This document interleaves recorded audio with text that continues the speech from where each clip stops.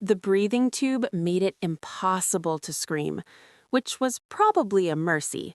If I had been able to speak in that moment, watching my parents gather their coats to leave me alone after emergency surgery, I might have said things that could never be taken back. Instead, I blinked once for yes when Dad patted my hand and told me to be a good sister. A good sister, while my intestines were still trying to figure out how to work again after being emergency resected, while the monitors tracked my unstable vitals, while I was scared and in pain and couldn't even ask for water.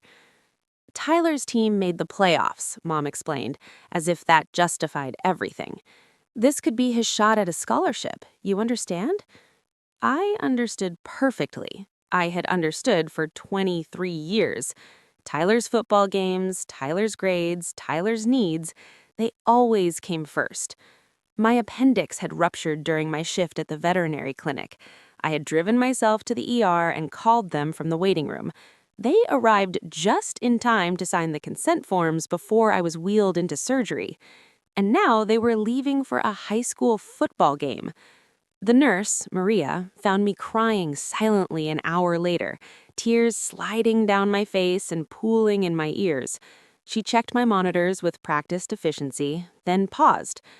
"Where's your family, honey?" I pointed to my throat, then mimed writing. She brought me a whiteboard. "Brother's game," I wrote. Her face moved through several expressions before settling into professional neutrality. "I see. Is anyone coming back?" I shrugged, then wrote, "Depends on if they win." She didn't laugh. Instead, she pulled up a chair. "My shift ends in 6 hours. I'll stay with you until then." That small kindness broke something inside me. I wrote frantically, "You don't have to. I'm used to it." "That," Maria said quietly, "is exactly why I have to." Over the next 3 days, I learned a lot. I learned that recovering from emergency surgery is brutal when you're alone, that other patients had rotating visitors, while I had Maria when she could spare the time and silence when she couldn't, that my parents texted updates about Tyler's team advancing but never asked how I was doing. I also learned that I was done. The breathing tube came out on day 2. My first words were to Maria. "I need to make some calls." "Family?" she asked hopefully. "Lawyer." She didn't question it. She simply brought me my phone and gave me privacy. The first call was to my job. My boss, Dr. Patricia Hendress, answered immediately. "Skylar, we've been worried sick. How are you?" "Alive," I said, my voice still raspy. "Barely. Listen, I need to ask about that position in Seattle, the clinic partnership. You thought you wanted to stay near family. Things change. Is it still available?" "For you, always. But Skylar, you just had surgery. Which is why I need somewhere to recover that isn't here." Silence. Then, "I'll make the calls. When can you travel?" 2 weeks. The doctor says that's safe.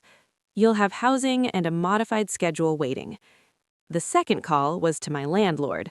A month-to-month lease was easy to break. The third was to a moving company. They could pack everything while I recovered. The fourth was to my bank to open new accounts my parents didn't know about. I had been managing my own life since I was 15, when they forgot to pick me up from wisdom teeth surgery because Tyler had practice. This was just making it official. They showed up on day 3, flowers from the hospital gift shop in hand. Tyler wasn't with them. "How are you feeling?" Mom asked, sitting gingerly in the visitor's chair like she might catch something. "Like I had emergency surgery alone," I answered. Dad frowned. "We weren't gone that long, and Tyler's team won. They're going to state." "Congratulations." My voice was flat. "I've been here for 72 hours. "Well, we had to celebrate with the team. You know how important this is for Tyler's future." "Right, his future." I pressed the button to raise my dead, needing to look them in the eye for this. "What about mine?" They exchanged the look I knew too well, The one that said I was being difficult, selfish, and failing to understand the bigger picture. The bigger picture always had Tyler at the center and me in the margins. "You have a good job here," Dad said. "Why would you need—" "I'm moving to Seattle." The silence stretched. Mom's face shifted from confusion to anger to indignation. "You can't just move. What about Sunday dinners? What about supporting your brother?" "What about them?" I asked. "I haven't been to Sunday dinner in 2 months. You didn't notice. And Tyler doesn't need my support. He has yours. All of it." "That's not fair," protested Dad. "We love both our children equally." "Really?" I reached for my phone and scrolled through my texts. "Mom, how many messages have you sent me this week?" She shifted uncomfortably. "0. "Want to know how many you sent to Tyler's coach?" 17. "I know because you accidentally included me in the group chat." "That's different." "Dad, what's my job?" He blinked. "You work with animals." "Doing what?" Silence. "I'm a veterinary surgical assistant. I help save lives every day. But you've never asked about it, never visited the clinic, never shown interest beyond asking if I can get Tyler's dog free flea medication." "You're being dramatic," Mom said, her usual response when confronted with uncomfortable truths. "This is probably the pain medication talking." "No," I said clearly. "This is your daughter talking, the one who drove herself to the ER with a ruptured appendix because she knew you wouldn't leave Tyler's practice, the one who spent 3 days alone after emergency surgery because a high school football game was more important." "It was playoffs," Dad said, as if that explained everything. "I could have died," I said quietly. "My appendix ruptured. Do you understand that? I could have died alone in this hospital while you were doing the wave in the stands." Mom's face flushed. "Stop being melodramatic. You're fine now." "Because of skilled surgeons, not because of family support." "We're here now," Dad pointed out. "For how long? Until Tyler texts that he needs something?"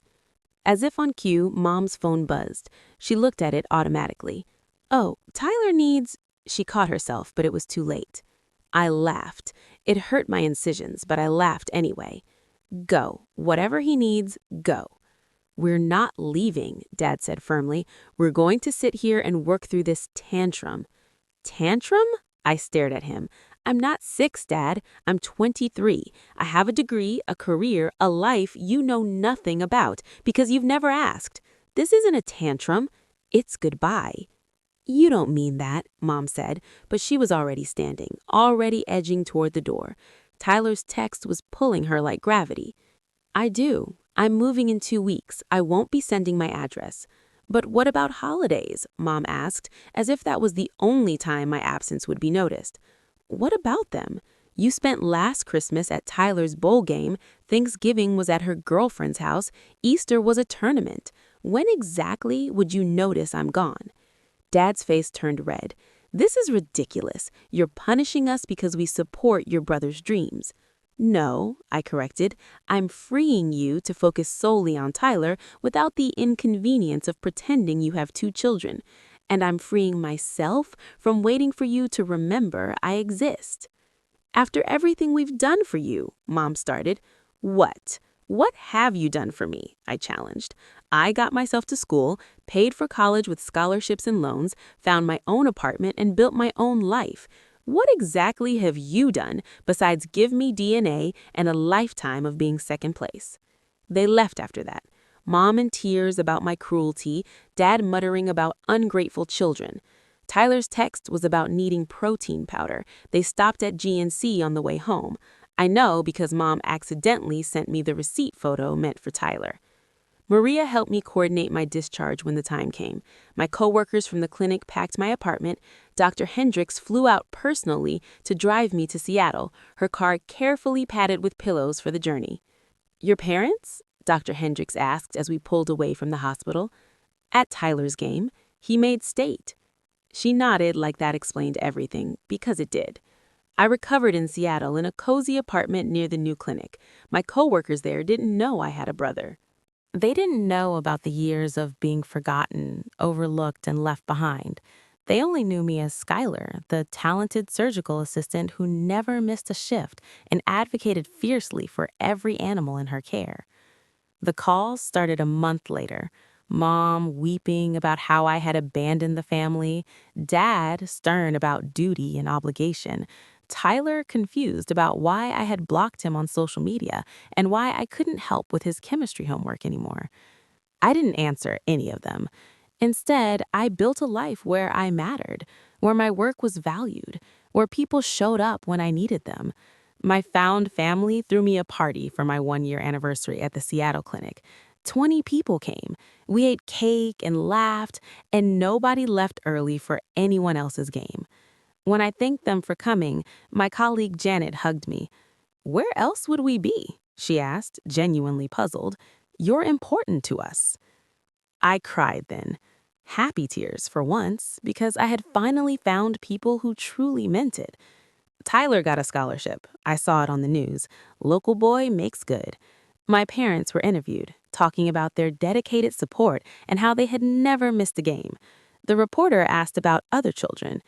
"We're just blessed with Tyler," Mom said, smiling for the camera. For once, she told the truth. They were blessed with Tyler, and Tyler alone.